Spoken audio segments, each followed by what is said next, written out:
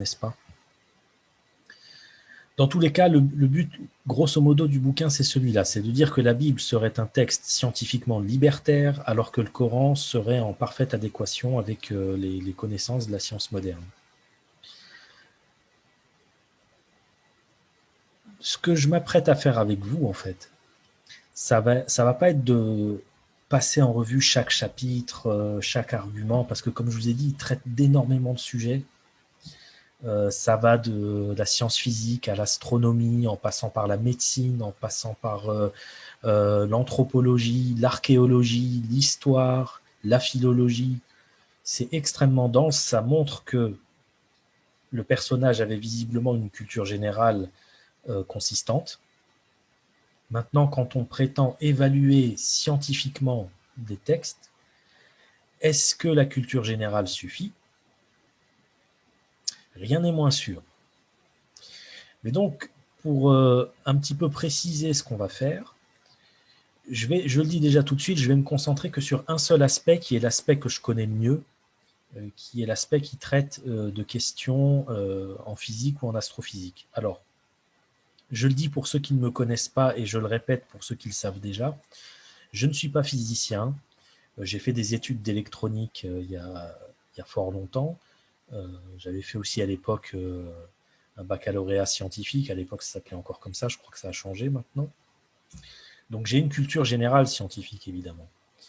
Mais je n'ai pas une culture générale suffisamment... je ne suis pas assez spécialiste des divers domaines des sciences dures, comme on les appelle, pour pouvoir évaluer tout le travail de Bucaille.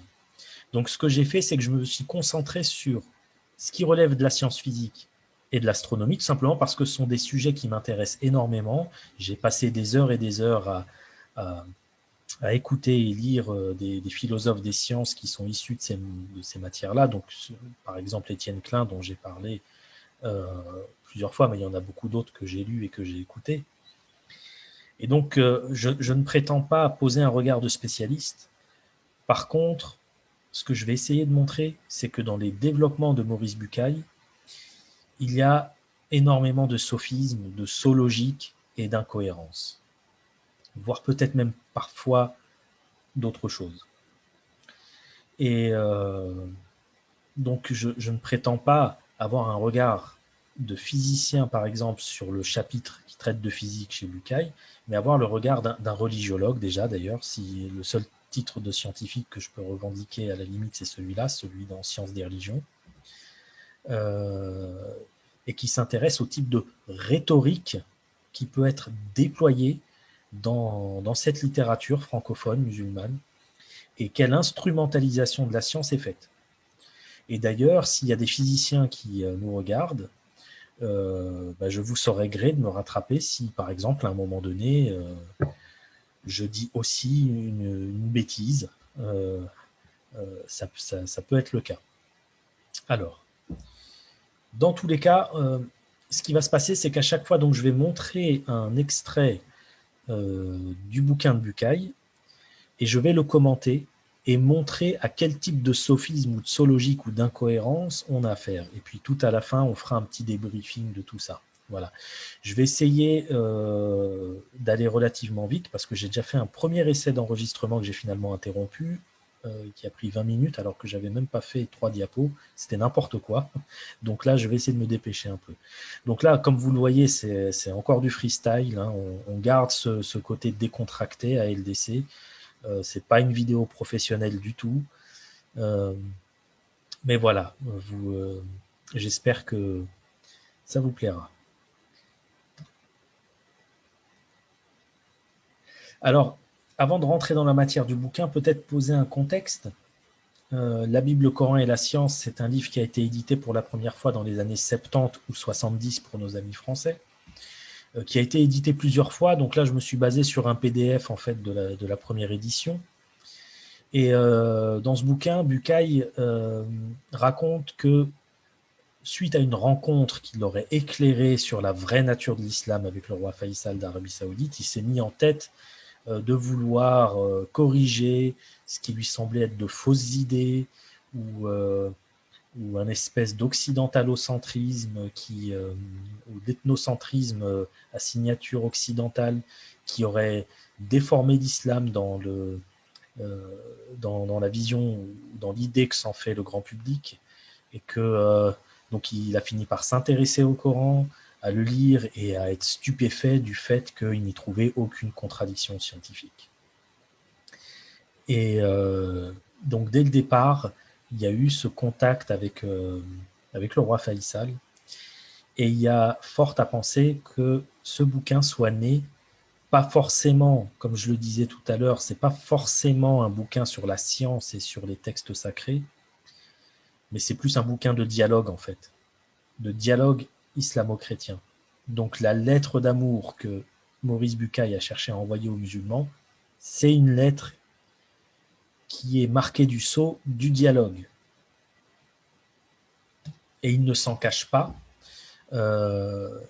parce que dès le départ, dès la préface, l'expression est lâchée, le dialogue islamo-chrétien. Alors, si vous avez envie de lire, n'hésitez pas à mettre pause, lire, et puis ensuite continuer. Je ne vais pas forcément lire à chaque fois tous les extraits que je vais donner, donc n'hésitez pas à mettre pause et lire à votre aise, et ensuite relancer la vidéo. Mais donc voilà, tout ça pour dire que dès le départ, c'est ce qui m'a marqué. L'intention affichée, c'est une intention de dialogue. C'est pour ça que je parlais de lettre d'amour. Maintenant, la question, c'est de savoir est-ce qu'on a affaire à une lettre complètement recevable, ou est-ce qu'il n'y a pas un peu d'anthrax dedans. Et alors, sans plus tarder, un premier extrait. Donc, si mes souvenirs sont bons, le chapitre qui traite de tout ce qui est sciences physiques, astronomie, etc., avec un peu de géologie aussi, tout ça, ça se trouve entre la page 110 et 160 ou 170 ou 170 pour nos amis français. Donc voilà, dès le début de cette séquence de chapitres, on trouve un premier sophisme. Un sophisme qui est le glissement de sens, ou equivocation fallacy en anglais. Le glissement de sens, qu'est-ce que c'est? C'est partir sur une définition d'un terme et au fur et à mesure du développement du raisonnement, changer de façon, disons subrepticement, changer la définition du terme, voire même changer de terme complètement. Et plus c'est fait implicitement, plus c'est, on va dire, vicieux, et c'est l'un des sophismes les plus abondants dans le bouquin de Bucaille. Alors, en quoi consiste le glissement de sens ici? Il nous dit, donc en deuxième ligne, rien n'est plus clair que le fameux hadith du prophète « Recherchez la science, même en Chine ». Un peu plus tard, il nous dit « Le Coran invite toujours à cultiver la science ». Et encore plus tard, il nous dit voilà, donc le Coran, qui invite toujours à cultiver la science, contient de multiples considérations sur des phénomènes naturels et des détails explicatifs qui apparaissent rigoureusement conformes aux données de la science moderne. Et le glissement de sens, il est là. C'est qu'on part du terme science dans le hadith du prophète à l'idée de science, toujours, c'est le même mot, mais là on nous parle de science moderne. C'est pas la même chose. Outre le fait qu'il y a lieu de penser que le hadith du prophète sur la recherche de la science, même en Chine, soit apocryphe, aussi bien pour les historiens que pour, je dirais, la tradition islamique, il ne me semble pas que ce hadith soit sahih, mais vous me corrigerez si je me trompe. Même en partant du principe que le prophète ait prononcé cette phrase, il est évident que quand il parle de science, c'est-à-dire de ilm en arabe, il n'a pas en tête la science moderne qui n'existait pas à son époque.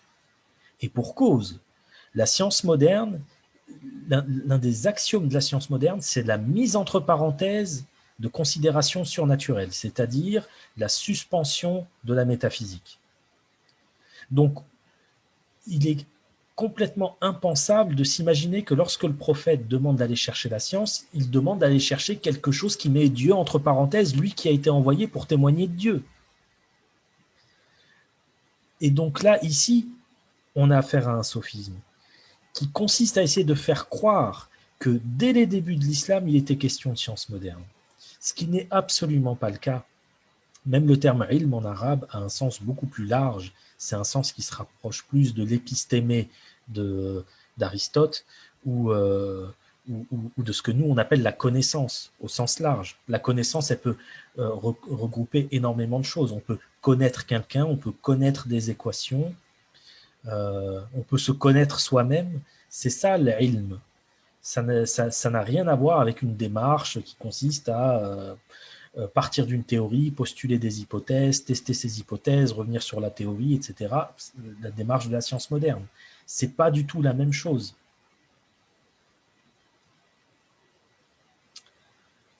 Et à ce glissement de sens, pas très loin d'ailleurs, dans le bouquin, il faut ajouter quelque chose qui est aussi récurrent chez Bucaille, c'est les sources invérifiables. Tel prix Nobel, donc à la fin de la deuxième ligne, tel prix Nobel de médecine essaya, dans ces dernières années, de faire admettre, dans un livre destiné au grand public, que la matière vivante a pu se créer d'elle-même. Est-ce qu'on peut faire plus vague que ça? Tel prix Nobel, qui? Alors on sait que apparemment c'est un prix Nobel de médecine, mais qui? Ces dernières années, qui? Quand? Alors, nous, avec le recul, on a ce que les historiens appellent un terminus antequem, c'est-à-dire une date au-delà de laquelle c'est forcément avant, si vous voulez, c'est la date de sortie de son bouquin. Donc, on sait que c'est un prix Nobel de médecine avant le début des années 80. Bon. Dans un livre destiné au grand public, mais lequel? La source est complètement invérifiable. Donc là, pour quelqu'un qui prétend être scientifique et qui prétend vouloir parler de science, proposer une source aussi invérifiable, c'est inadmissible. C'est même pas quelque chose qu'on accepterait dans n'importe quelle première année de bachelier à l'université. Et même, je veux dire, même avec mes élèves de réto ou de terminale pour nos amis français, à l'époque où j'étais prof, même avec ces élèves-là, j'aurais souligné que c'est beaucoup trop vague. C'est même pas digne d'une source Wikipédia. Hein.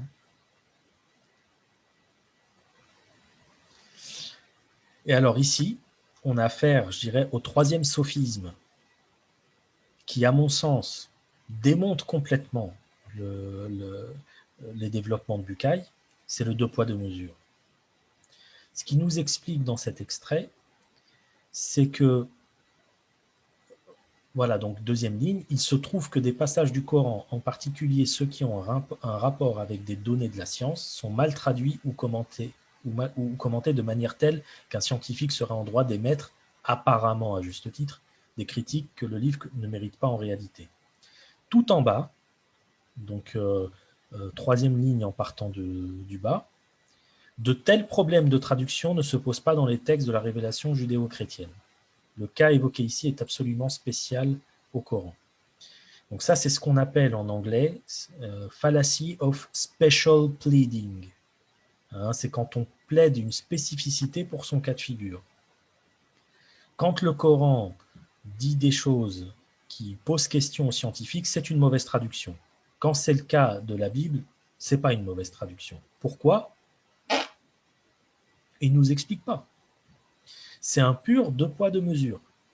Et ça, c'est quelque chose qui est énervant. Parce qu'à part dire qu'en gros, l'arabe serait une langue tellement bordélique qu'on est obligé de mal la traduire, ou de dire que l'hébreu biblique ou le grec biblique seraient deux langues qui seraient tellement creuses qu'il n'y aurait aucun problème de traduction, à part verser dans une de ces deux explications, je ne vois pas comment on peut soutenir une chose aussi grosse. L'hébreu biblique et le grec biblique sont aussi compliqués que l'arabe coranique. Ce n'est pas pour rien qu'on a des philologues extrêmement bien formés qui se penchent sur ces textes-là. Donc on ne peut pas dire, quand c'est la Bible, ce n'est pas un problème de traduction, quand c'est le Coran, c'est un problème de traduction. C'est du deux poids, deux mesures.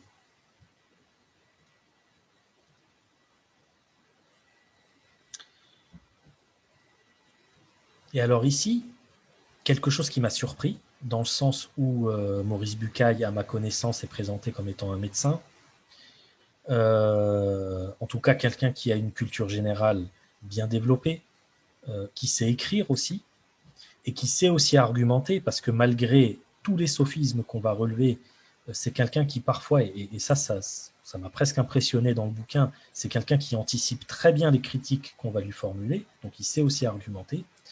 Et pourtant, avec ces deux extraits que je vais vous présenter, il me semble qu'il ne connaît rien à la science.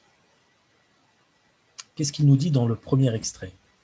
La théorie est changeante dans bien des cas. Elle est susceptible d'être modifiée ou remplacée par une autre quand le progrès scientifique permet de mieux analyser les faits et d'imaginer une explication plus valable. Par contre, le fait d'observation vérifiée expérimentalement n'est pas susceptible d'être modifié. On peut mieux définir ses caractères, mais il demeure ce qu'il était. Qu'on ait établi que la Terre tournait autour du Soleil et la Lune autour de la Terre ne sera pas sujet à révision. Dans l'avenir, pourra-t-on tout au plus définir les orbites. Bon, c'est entièrement faux. Et cet exemple de la Terre qui tourne autour du Soleil au lieu du Soleil qui tourne autour de la Terre, c'est un très bon exemple au demeurant. C'est un très bon exemple parce que c'est un contre-exemple justement de ce qu'il dit. Parce que la relativité galiléenne, qu'est-ce qu'elle nous dit ? Elle nous dit qu'il n'y a pas de référentiel préféré entre dire que A bouge par rapport à B, c'est strictement équivalent de dire que B bouge par rapport à A quand il n'y a pas d'accélération. Bon. Ça veut dire que c'est, et je vais peut-être en surprendre certains, mais c'est tout aussi juste de dire que le Soleil tourne autour de la Terre que de dire que la Terre tourne autour du Soleil. Ça dépend du cadre théorique qu'on adopte. Est-ce qu'on fixe la Terre ? Et à ce moment-là, c'est le Soleil qui tourne autour de la Terre, ou est-ce qu'on fixe le Soleil ? Et là, c'est la Terre qui tourne autour du Soleil. Vous allez me dire, oui, mais Copernic. Oui, mais Copernic, quand on regarde, c'est les arguments qu'il déploie pour son modèle héliocentrique, donc le modèle qui fixe le Soleil. Qu'est-ce qu'il invoque comme argument ? Ce sont des arguments essentiellement esthétiques. Hein. C'est juste que avoir des ellipses, c'est plus beau et c'est plus simple à calculer que d'avoir des épicycles, qui est le cas si on fixe la Terre. C'est tout. Mais au niveau physique, il n'y a pas de différence. Donc, cette façon de scinder la théorie et les faits, c'est juste faux sur le plan de l'épistémologie. Il y a toujours un cadre théorique, et je vous renvoie à un très bon bouquin d'Aurélien Barraud, qui s'appelle « La vérité en science », où il prend une phrase la Terre est à l'intérieur du Soleil, où la Terre est à 150 millions de kilomètres du Soleil, et il explique que si on se place dans le cadre théorique du champ magnétique, c'est la première phrase qui est bonne, c'est la Terre qui est à l'intérieur du champ magnétique du Soleil. Mais si on les considère dans leur corporéité ou leur matérialité, c'est la deuxième phrase qui devient juste. Donc un fait observé est toujours dépendant du cadre théorique. Et si je veux aller encore plus loin, si on quitte Galilée et qu'on va chez Einstein, il va nous expliquer que la Terre ne tourne pas autour du Soleil, elle avance en ligne droite. Sauf que cette ligne droite, elle est courbée par la masse du Soleil. Une masse courbe l'espace-temps, et une ligne droite qui est courbée par l'espace-temps, ça donne une géodésique. Donc en gros, un cercle. Donc, si je vais dans le cadre d'Einstein, dire que la Terre tourne autour du Soleil ou que le Soleil tourne autour de la Terre, les deux sont faux. Ce qui devient vrai, c'est que la Terre est dans un mouvement rectiligne uniforme, sauf que ce mouvement rectiligne uniforme prend la forme d'une géodésique à cause du champ gravitationnel du Soleil. Bon, bref, on ferme ici la parenthèse. Mais ça, c'est quelque chose, moi qui ne suis pas scientifique de formation, c'est quelque chose qui m'a marqué. Alors, j'ose même pas imaginer un vrai scientifique ou un vrai épistémologue. Deuxième chose, il nous explique, il s'est mal passé, je m'en excuse, mais je vous mettrai dans les commentaires le passage entier. Il nous explique que le concept d'antimatière est actuellement très discuté. Et que donc, il ne faudrait pas se hasarder à essayer de trouver un verset coranique qui annonce l'antimatière. Alors, je suis d'accord, il ne faut pas se hasarder à ça, mais le concept d'antimatière ne fait plus débat depuis les années 30. Il a d'abord été annoncé dans les équations par le physicien Paul Dirac, et il a été détecté pour la première fois en 1932, si mes souvenirs sont bons. Donc ça veut dire que ce Maurice Bucaille, qui se présente comme scientifique, nous parle de l'antimatière comme quelque chose d'actuellement très discuté, alors que c'était plus discuté depuis 40 ans à son époque. Si je lui laisse le bénéfice du doute, je peux supputer qu'il s'agisse, qu'en fait, il ne parle pas d'antimatière, mais il parle de matière noire, où là, effectivement, c'est discuté. Il n'a pas de preuve que la matière noire existe, mais la matière noire et l'antimatière, ça n'a strictement rien à voir. Donc là, ici, le sophisme relevé, 2 fois, c'est le manque de maîtrise du sujet. Et ça ne m'étonne pas, à vrai dire. Il faut toujours se méfier de ceux qu'on pourrait appeler les toutologues, hein, donc les spécialistes de tout, les scientifiques de tout.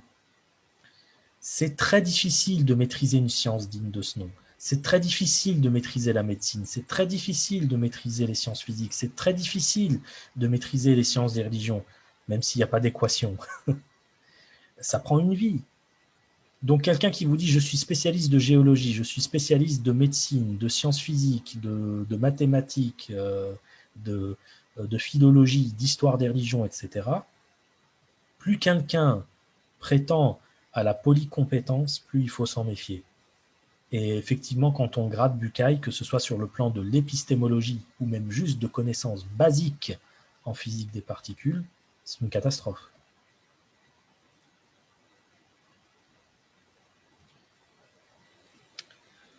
Alors ici, on a affaire à un autre type de sophisme qu'on pourrait appeler sophisme d'incrédulité.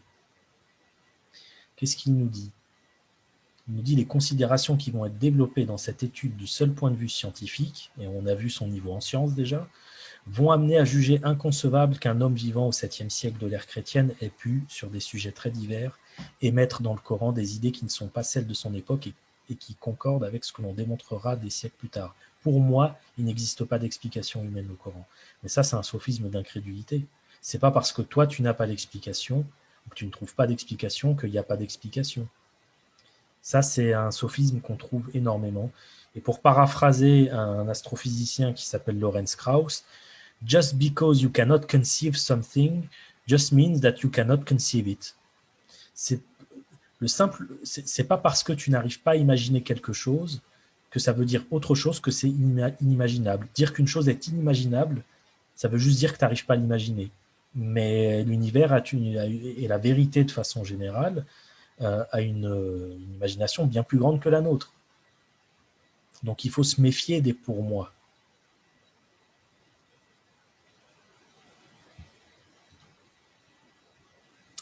Alors ici, on a affaire encore à un nouveau sophisme, qui est, enfin c'est un demi-sophisme parce que c'est une réaction en fait naturelle de notre cerveau, ce qu'on appelle le biais de confirmation. Ici, à quoi on a affaire? On a affaire à un passage du Coran qui dit « Votre Seigneur est Dieu qui créa les cieux et la terre en 6 jours ». Et effectivement, si on prétend à l'exactitude scientifique, le terme « jour » pose problème. Mais qu'est-ce qu'il nous dit? Il nous dit que, en gros, si le Coran reprend le terme « jour », c'est pour ne pas froisser les juifs et les chrétiens, mais il nous dit le mot « jour » doit être compris en réalité comme signifiant « période ». Et donc là, à la limite, je pourrais même rajouter un glissement de sens, en fait. C'est un double sophisme, c'est un biais de confirmation et un glissement de sens. Un biais de confirmation parce que, effectivement, le terme « ayyam » en arabe, il a plein de définitions différentes, mais ce qui va faire qu'il va prendre La définition qui, comme par hasard, l'arrange, c'est un biais de confirmation. Mais après ça, est-ce qu'on peut vraiment le lui reprocher? C'est difficile parce que c'est un des fonctionnements de notre cerveau. En fait, notre cerveau, entre deux solutions équivalentes sur le plan de la probabilité, une qui nous met dans l'embarras et une qui nous rassure, ou qui supporte notre point de vue, on a tendance à aller vers ce qui conforte notre point de vue. Et justement, tout l'objet de la science consiste à essayer de penser contre le cerveau, selon l'élégante formule de Gaston Bachelard. Pour Gaston Bachelard, donc le philosophe et scientifique bien connu, faire de la science, c'est penser contre son cerveau. Parce que notre cerveau a tendance à aller vers ce qui lui fait plaisir. Et la réflexion scientifique, c'est précisément la réflexion qui dit à notre cerveau, je me fiche de ce qui te fait plaisir, il faut aller vers ce qui est avéré.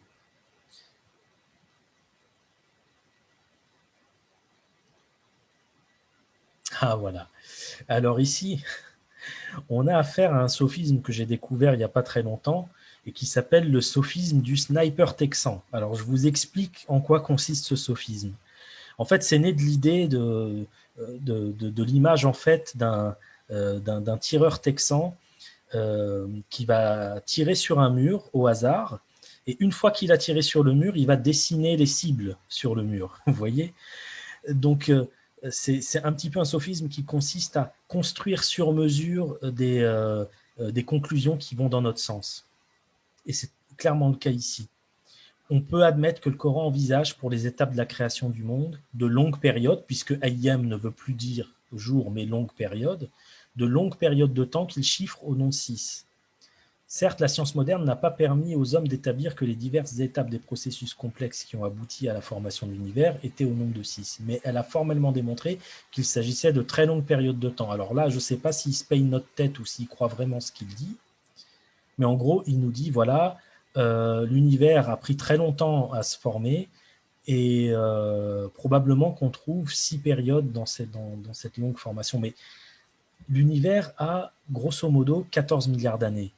Tu peux diviser 14 milliards par ce que tu veux, par 6, par 7, par 10, par 11, par 12, par 50. C'est pour ça que je parle de sophisme du sniper texan. C'est-à-dire que il détermine sa conclusion après avoir posé ses conditions à lui, en quelque sorte. Si le Coran avait dit 8 périodes, il aurait dit, bon ben voilà, c'est 8 longues périodes. S'il avait dit 10 périodes, il aurait dit c'est 10 longues périodes. C'est une approche qui est tellement lâche, au sens de pas solide, que finalement, ça ne veut rien dire. C'est-à-dire qu'on passe d'une définition très précise de jour, donc une période de 24 heures, à une définition de longue période. Mais longue période, c'est quoi une longue période? Tout ceci est beaucoup trop vague pour être convaincant.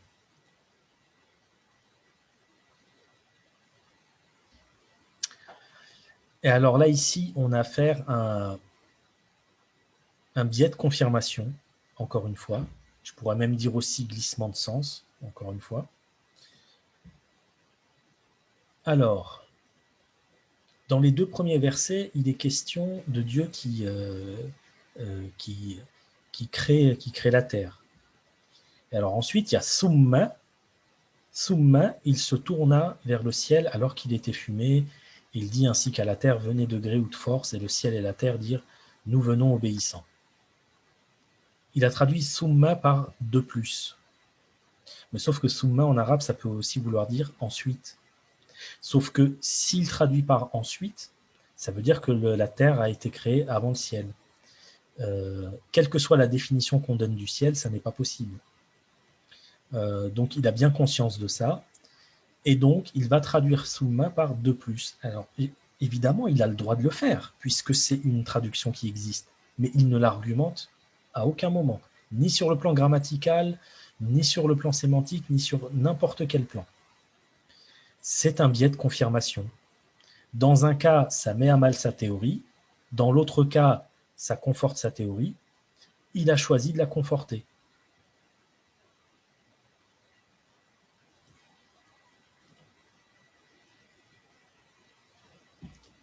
Et alors là, encore un autre type de sophisme. C'est marrant parce que quand on parcourt Bucaille, c'est presque un cours sur les sophismes, en fait. On les voit quasiment tous. Alors, jusqu'à maintenant, on a vu le glissement de sens. Il y a aussi le glissement de registre. Pourquoi? Parce que là, on nous parle des 7 cieux, et il nous dit qu'en fait, c'est symbolique. Et qu'il nous dit un peu plus loin, alors peut-être pas dans cet extrait-là, mais il nous dit un peu plus loin que 7, ça veut dire une multitude. Or, on voit bien que dans l'univers, il y a plusieurs constellations, il y a plusieurs galaxies, il y a une multitude de galaxies. Donc, en fait, le Coran a raison. Alors, je suis tout à fait d'accord pour dire que le chiffre 7 dans le Coran et chez les sémites de façon générale, c'est un chiffre symbolique. Je n'ai pas de problème avec cette idée-là. Mais le propre de la science, c'est justement de ne laisser aucune place au symbole. Quand on rédige un énoncé scientifique, on limite au maximum la part symbolique. Pourquoi? Parce que la science traite du factuel, ne traite pas du symbolique. Donc là, il annonce une analyse scientifique du Coran, ou en tout cas, il annonce une comparaison du Coran avec le registre scientifique, et dès que ça colle plus, il glisse dans un autre registre qui est le registre symbolique. Et là aussi, c'est sur le plan rhétorique, c'est peut-être efficace, mais sur le plan de la solidité de la réflexion, c'est presque malhonnête en fait.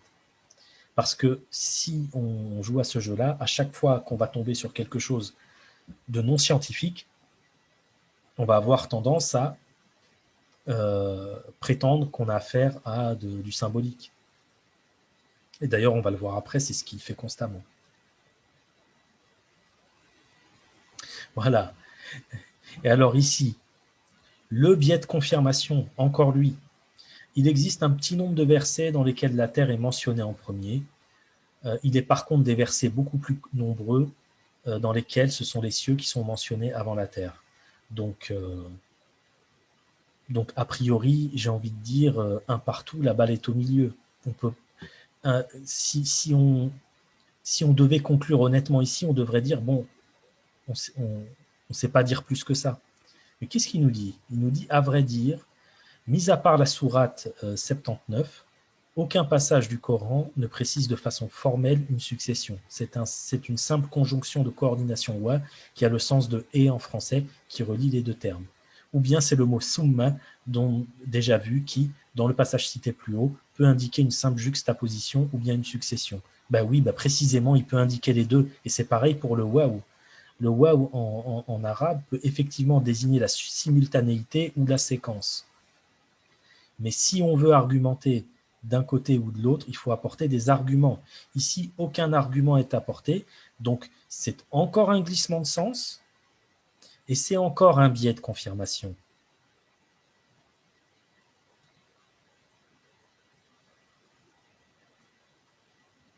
Voilà, et donc là, c'est dans ce passage-là, c'est la suite logique de ce qu'on a vu avant.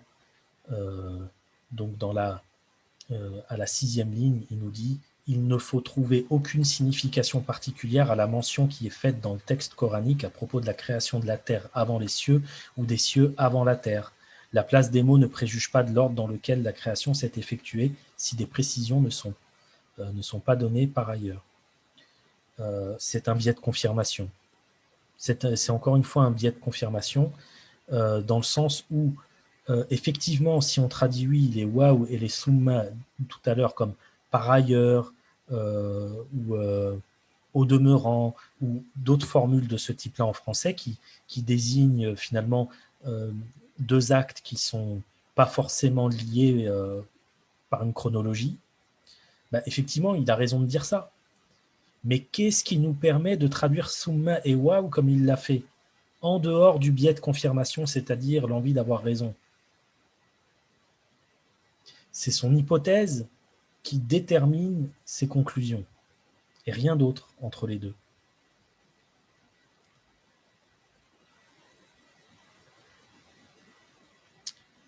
Euh, voilà, donc là, pareil, Dieu est celui qui créa pour vous ce qui se trouve en totalité sur la terre. Par ailleurs, il se dirigea vers le ciel et façonna harmonieusement sept cieux. Le par ailleurs ici, c'est le summa en arabe. Si on prend le premier sens de summa et qui est, à ma connaissance, le plus répandu, on devrait dire que Dieu a créé la totalité de la terre et ensuite il se dirigea vers le ciel et le façonna harmonieusement, ce qui ne correspond pas à ce que l'on sait à partir de la science moderne. Alors, évidemment, on peut aussi traduire summa par ailleurs, mais encore une fois, s'il n'y a pas de raison indépendante et solide de le faire, c'est un biais de confirmation.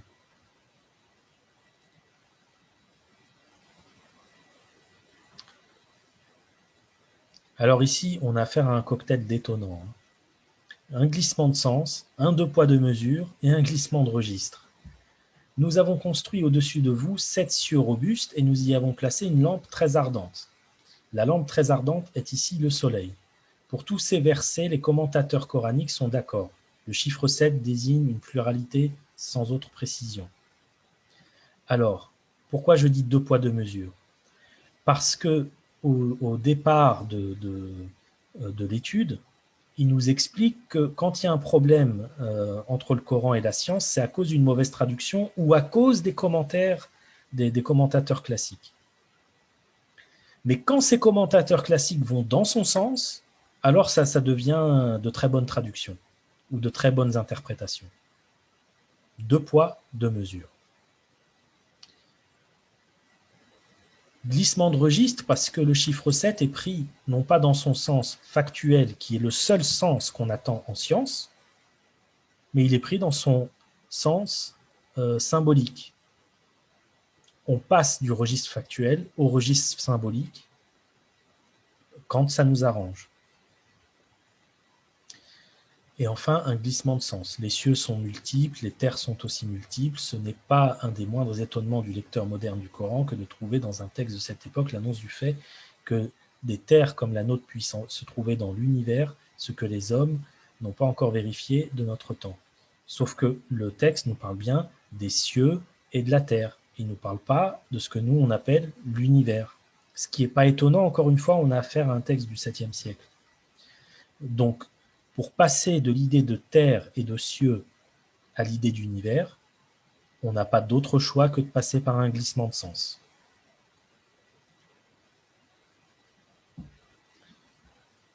Alors ici, on a encore une autre preuve du manque de sujet, du manque de maîtrise du sujet, accompagné d'une source invérifiable comme d'habitude. Qu'existait-il à l'origine dans l'espace immensément vaste occupé par les galaxies? Si tu me parles d'origine, tu ne me parles pas des galaxies. L'origine de l'univers, c'est ce qui était, pour le dire de la façon la plus neutre possible, avant même que l'espace existe. Parce que le principe de ce qu'on appelle le Big Bang, qu'il ne traite pas d'ailleurs dans ce bouquin, ça m'a étonné, le principe du Big Bang, c'est l'idée qu'il y a eu un déploiement de l'espace-temps qui au départ avait la taille à l'échelle de Planck et qui a atteint aujourd'hui la taille qu'on mesure aujourd'hui et qui est en constante expansion. Mais donc, ce qu'on appelle l'origine de l'univers, c'est une période, entre guillemets, mais bon, tout ceci mériterait d'être vraiment fortement nuancé. Donc, encore une fois, allez voir des spécialistes comme Étienne Klein et d'autres qui ont traité cette question-là. Mais ça désignerait une période avant, entre guillemets, même que l'espace-temps existe. Guillemets entre avant, puisque s'il n'y a pas d'espace, il n'y a pas de temps, il n'y a pas d'avant. Mais donc, ici, il nous parle d'origine et de l'idée qu'il y avait des choses dans l'espace à l'origine. C'est entièrement faux. Et ensuite, il nous dit que la science moderne ne peut répondre à cette question qu'à partir d'une certaine époque, etc. Bon, c'est pas faux, dans le sens où la science moderne ne peut pas remonter avant le temps de Planck, comme on dit. Mais la science moderne, c'est qui? Il n'y a pas une seule fois, ou plutôt si, une fois il va citer un spécialiste, on va le voir un petit peu après.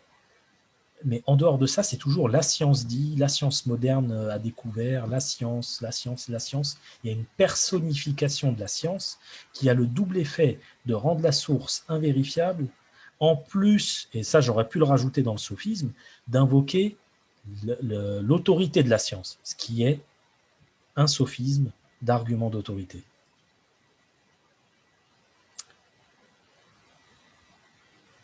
Bon, ici, je vous laisse lire, je vais un petit peu avancer parce que je me rends compte que le temps passe. Voilà, donc ce que je vous disais tout à l'heure. Donc on nous parle d'un P. Guérin, alors Pierre, Pascal, Paul, on ne sait pas, et qui aurait écrit « Les systèmes planétaires sont, selon toute évidence, répandus à profusion dans l'univers. Le système solaire et la Terre ne sont pas uniques. La vie, comme les planètes qui l'abritent, est répandue dans tout l'univers, partout où elle a trouvé les conditions physico-chimiques nécessaires à son éclosion et à son développement. » Alors, j'ai tapé P. Guérin sur Google, puisque il n'y a aucune note de bas de page. On ne nous dit pas... alors, il a écrit dans un bouquin, dans un article scientifique, dans un article de journal, on ne saura pas. Et donc, on n'a aucune source vérifiable, aucune information sur la source. Et ça, c'est quelque chose qui revient sans arrêt dans la littérature musulmane francophone. On cite les gens, mais on ne donne pas les moyens d'aller vérifier si ces gens ont vraiment dit ce qu'on nous dit qu'ils ont dit. Ça, c'est problématique. Et alors, c'est pareil, j'ai procédé à partir d'un terminus antequem. Je me suis dit, bon, apparemment, c'est un Guérin qui a écrit avant Bucaille. Donc, et j'ai fini par tomber effectivement sur un ouvrage d'un astrophysicien qui porte ce nom de famille. Mais il semble déjà que le bouquin en question, le seul bouquin en fait dont je suppute que Bucaille parle, le seul bouquin qui répondait aux critères de mon enquête, parce que c'est vraiment une enquête pour retrouver ce monsieur Guérin, apparemment c'était un ouvrage de vulgarisation et qui n'a pas rencontré l'aval de tout le monde. Mais en l'état, je ne le saurais pas parce que je ne vais pas non plus pousser le vice jusqu'à aller chercher le bouquin en question, puis tout parcourir pour retomber sur les extraits qu'il mentionne pour les évaluer. Donc ça aussi, c'est quelque chose qui est très gênant, cette tendance à rendre très difficile la vérification. C'est presque un sophisme en soi.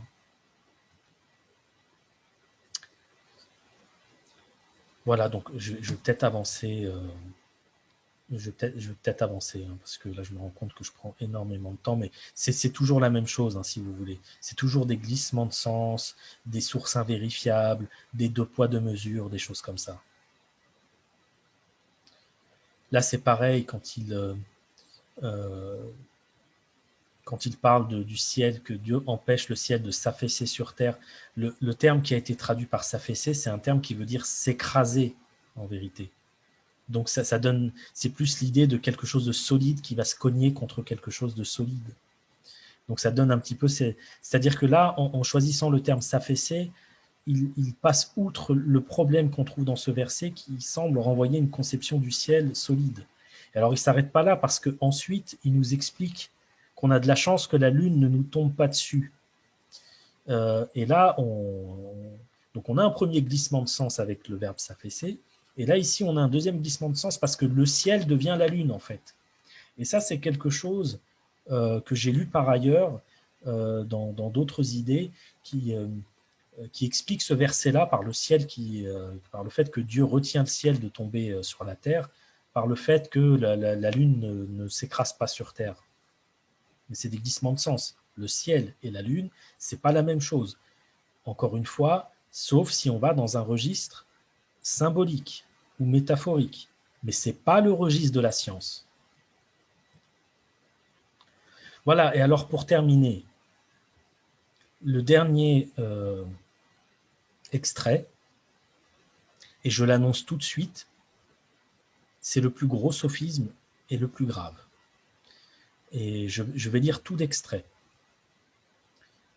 Le Coran mentionne à plusieurs reprises le ciel le plus proche et les corps célestes qui le constituent, au premier rang desquels, semble-t-il, comme on vient de le voir, les planètes, parce que lui, il traduit Kawakib par planète. Mais lorsqu'il associe à des notions matérielles qui sont accessibles à notre entendement, éclairé que nous sommes aujourd'hui par la science moderne, des considérations d'ordre purement spirituel, le sens devient très obscur. Et vous allez voir qu'effectivement, pour moi, là, il va traiter du verset qui est le plus problématique si on veut faire concorder le Coran avec la science. Quel sens donner aux pierres de lapidation des démons que le verset 5 de la sourate 67 situe dans le ciel le plus proche? Les luminaires évoqués dans ce même verset se rapporteraient-ils aux étoiles filantes dont on a vu l'évocation plus haut? Et effectivement, on nous parle dans le Coran du premier ciel où Dieu jette des pierres, ou les anges, on ne sait pas, jettent des pierres sur les démons ou sur les shayatines, si vous voulez, qui vont écouter aux portes du ciel. Quel sens donner également à ces pierres de lapidation des démons? Oui, donc ça, on vient de le dire. Toutes ces considérations semblent se situer en dehors du sujet de cette étude. Mention en a été faite ici pour être complet, mais il ne me semble pas que les données scientifiques puissent apporter, dans l'état actuel des choses, quelques lumières sur un sujet qui dépasse la compréhension humaine. Bon. Il s'agit pour moi du sophisme le plus grave, et il porte le nom de mauvaise foi. C'est de la pure mauvaise foi. Il n'y a aucune explication qui permette de réconcilier la science moderne avec ce verset-là, sauf à rentrer dans des considérations extrêmement symboliques, ou tout simplement faire de l'anthropologie et de se dire que c'était la vision du monde de l'époque. Et ça, pour moi, c'est vraiment le problème qui fait que le livre de Bucaille perd toute crédibilité. En dehors de tous les sophismes qu'on a vus, et je les ai comptés, sur 50 pages, il y a à peu près un sophisme toutes les 2 pages. Du type que j'ai décrit ici, hein. C'est pas des petites erreurs où on se dit bon là c'est pas trop grave, c'est vraiment des gros problèmes comme ceux qu'on vient de voir là, des gros problèmes de logique, des gros problèmes de raisonnement, voire de la mauvaise foi. Et ça découle, voilà, donc comme je dis ici, total des sophismes sur une 50aine de pages, 28. Et encore, je les ai pas tous comptés, je vous en ai épargné certains parce que sinon l'émission aurait duré beaucoup plus longtemps. Et tout ça, en fait, c'est un problème, c'est le problème de Bucaille, mais c'est le problème d'énormément d'études sur les religions de façon générale, c'est qu'on a affaire à un raisonnement circulaire. Bucaille a décidé dès le début de son étude qu'il n'y avait pas d'erreur scientifique dans le Coran. Donc, à chaque fois qu'il va tomber sur quelque chose qui va froisser les connaissances en sciences modernes, il va être obligé de faire ce que j'appelle de l'interprétorsion, c'est-à-dire interpréter le texte jusqu'à le tordre, voire passer sous silence des éléments qui sont gênants pour lui, ou alors trouver un moyen de contourner de la façon, de n'importe quelle façon, en vérité. Bon. On arrive là à la fin. Et si vous êtes resté jusqu'à la fin, déjà je vous félicite. Et ensuite, je vais vous remercier en ne vous laissant pas évidemment sur cette pure déconstruction, parce que effectivement, une fois qu'on a dit que vouloir réconcilier le Coran et la science moderne, c'est vain, mais qu'est-ce qu'il reste en fait? C'est pour ça que je parlais tout à l'heure de lettre d'amour avec un peu d'anthrax, parce que je pense vraiment que Maurice Bucaille a cherché à bien faire. Et je pense vraiment qu'il s'est mis en tête de se rapprocher des musulmans en essayant quelque part de glorifier leur texte révélé. Mais pourquoi est-ce que j'ai parlé d'anthrax? Parce qu'en fait, pour accepter les développements de Bucaille, on n'a pas d'autre choix que de verser dans la même mauvaise foi que lui. On ne peut pas accepter les développements de Bucaille sans éteindre en même temps son esprit critique.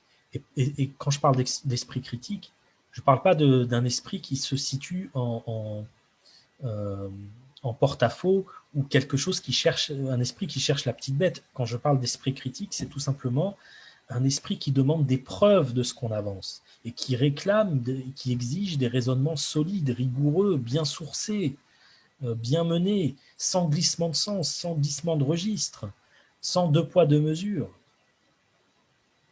Et en fait, si on commence à avoir ce niveau d'exigence, on ne peut plus suivre le texte. Alors, est-ce que ça veut dire que le Coran est contradictoire avec la science moderne? Poser cette question, ça revient à centraliser la science dans la réflexion. Ça revient à soumettre le Coran au diktat de la science. Et à mon sens, c'est absolument pas ce qu'il faut faire. Pour plusieurs raisons. La première raison, c'est le sens même de ce que lire un texte religieux veut dire. Lire un texte religieux, c'est une occasion de se décentrer de soi, c'est-à-dire de sortir de soi, de sortir de sa vision du monde, d'entrer en contact avec l'horizon d'un texte qui n'est pas le même que mon horizon du quotidien. Or, quand on essaye de faire concorder à ce point-là le Coran avec la science moderne, outre le fait que la science est changeante, tous les musulmans qui cherchent à voir, par exemple, le Big Bang dans le Coran se trompent complètement. Aujourd'hui, c'est pas sûr que la théorie du Big Bang soit encore suivie. Toutes les théories qui essayent de passer au-delà du mur de Planck, dont j'avais parlé tout à l'heure, n'hésitez pas à googler ça si vous ne connaissez pas. C'est la limite, si vous voulez, en dessous de laquelle, en termes de temps et d'espace, on ne sait plus rien dire. On a des théories mathématiques qui permettent de passer outre, et ce dont on se rend compte, c'est que le Big Bang n'est plus l'origine de l'univers, mais une transition de phase entre deux évolutions différentes de l'univers. Donc, c'est-à-dire que le Big Bang disparaît, en fait. Donc, tous ceux qui disent dans le Coran, il y a le Big Bang, prêtent le flanc du Coran, d'ailleurs, à être flagellés par les nouvelles découvertes scientifiques. Et moi, je pense que le Coran mérite mieux que d'être cette girouette littéraire qui se tourne dans le sens du vent de la science qui est toujours changeant. Donc, comme je disais, un texte religieux, ça doit permettre d'abord le décentrement de soi. Accepter de se faire déposséder de ces représentations. Et je crois que c'est ce que Bucaille n'arrive pas à faire, et je crois que c'est ce que beaucoup de musulmans, malheureusement, ont du mal à faire aussi. De se dire, je vais cesser de penser comme moi-même un certain temps, le temps de la lecture, essayer de rentrer en contact avec ce texte pour voir ce que lui, il a à me dire, et pas ce que moi, je voudrais qu'il dise. C'est-à-dire que le souci d'une spiritualité, c'est pas un souci qui est factuel, mais c'est un souci d'éternité. C'est-à-dire que une spiritualité cherche à nous faire rentrer en contact avec ce qui est inchangeant, ce qui est archétypal, ce qui est éternel, pas ce qui est changeant, ce qui est immanent et ce qui est factuel. Ce qui est factuel, c'est ce qui relève du fait, c'est ce qui relève de l'événementiel. Mais une religion, si elle doit rester pertinente aujourd'hui, elle ne doit pas traiter de l'événementiel, elle doit traiter de l'éternel, de l'éternité. Et donc, plutôt que de dénaturer le texte et me dénaturer moi-même en faisant de l'interprétation, exactement comme ce qu'a fait Bucaille, il faut que j'accepte de lâcher prise, il faut que j'accepte d'aborder ce texte tel qu'il est, tel qu'il se donne à moi, et essayer d'en tirer une nourriture spirituelle. C'est valable pour le Coran, c'est valable pour la Bible, c'est valable pour le Veda, c'est valable pour n'importe quel texte qui est important dans l'histoire de l'humanité déjà, pour commencer, et qui a gagné ce titre de texte religieux, parce que c'est vrai que dans nos sociétés sécularisées, laïques, etc., le mot religieux est connoté de façon très péjorative, mais combien dans la pléthore de textes qui ont été écrits dans l'histoire de l'humanité, combien ont gagné le titre de texte religieux, de fondement d'une foi, de fondement d'une spiritualité? Pas énormément. Donc ce sont des textes importants et qui méritent qu'on les traite avec le respect qui leur est dû. Et le respect qui leur est dû, c'est de se munir d'outils suffisamment honnêtes et suffisamment élevés, quelque part, pour leur donner sens. Et pas les ramener constamment au niveau de l'événementiel, qui est amené à disparaître. Comme je le dis souvent, une religion, c'est une promesse d'éternité. Et je crois que respecter cette promesse d'éternité, c'est lui épargner le statut de girouette événementielle.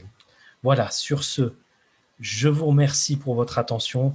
Encore une fois, bravo si vous avez tenu jusqu'à maintenant. Et je vous tiens au courant pour la prochaine déconstruction.